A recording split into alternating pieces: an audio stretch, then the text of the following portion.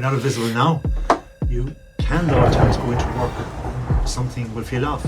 No one invites you to meetings anymore. Conversations stop when you walk in, and slowly you start questioning yourself.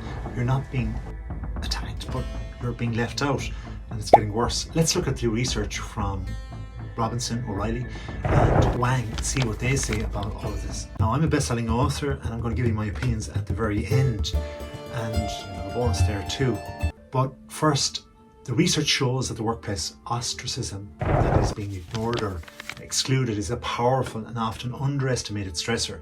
Even subtle little acts like not being invited or acknowledged cause psychological pain, reduce belonging, underperformance, even anxiety, and this can creep into our lives too.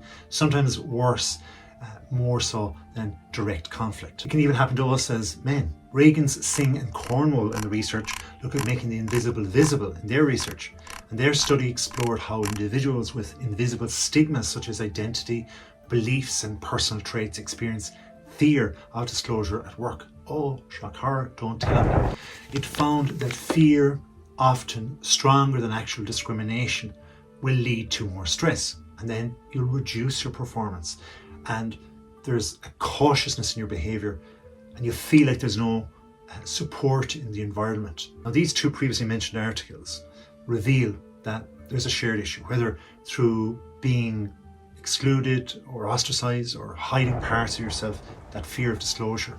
The problem is the social disconnection that occurs from it, the lack of psychological safety at work. So the solutions to this, they are recognizing subtle exclusion from the off. Try to do things early. Being ignored is not nothing. I can tell you of a time I was in a position, I was interviewed for it. It was a short-term position.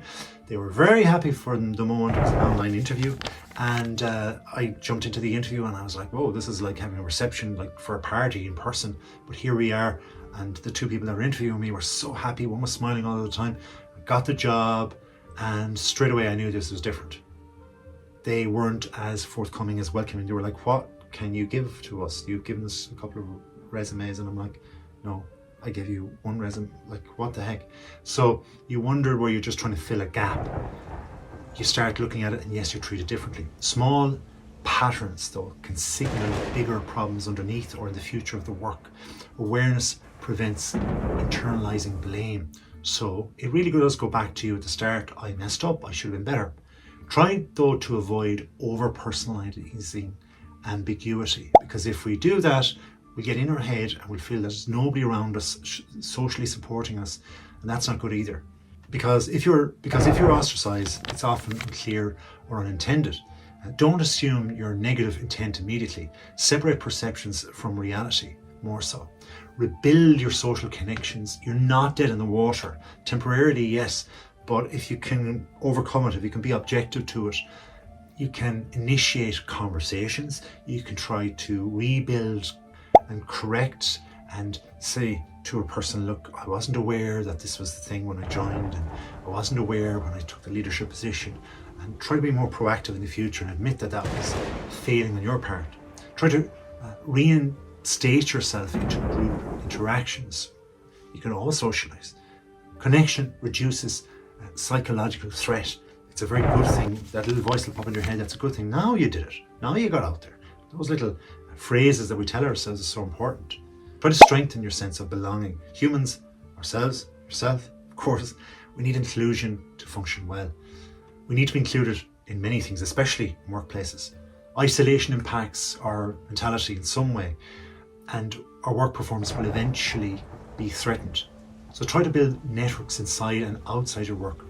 And address your fears, because look, hands up, I'm a big man. Yeah, but I have fears. Do you? I'm sure you do, somewhere along the line in between your ears. And not just your behaviors, but these fears and ears are rhyming, I just noticed. But the fears can be ears, and it could be fears of ears. But anyway, you know what I'm saying. Fears of consequence, for example, can shape action, because you may hold back more than you're necessary. You think you're trying to hold it in, you're trying to be brave and all that stuff. Yeah, cool. But if you just let something out, people need little hints so they can help you. People want to help too. Try to identify what you're actually afraid of. Now look, if you like this video, please show it by liking. Thank you very much. Comment if you can, good or bad, and subscribe. It's welcome. Try to access your environment realistically. Supportive workplaces reduce fear. Toxic environments increase silence. So try to avoid them, but if you're there, not all workplaces too are equal, and just get on with it, because I'm afraid you're in it for the long haul for you, and I'm trying to help you get out of it. So up your confidence in whatever way you can. Here's another one. Increase your psychological safety. How can you do this?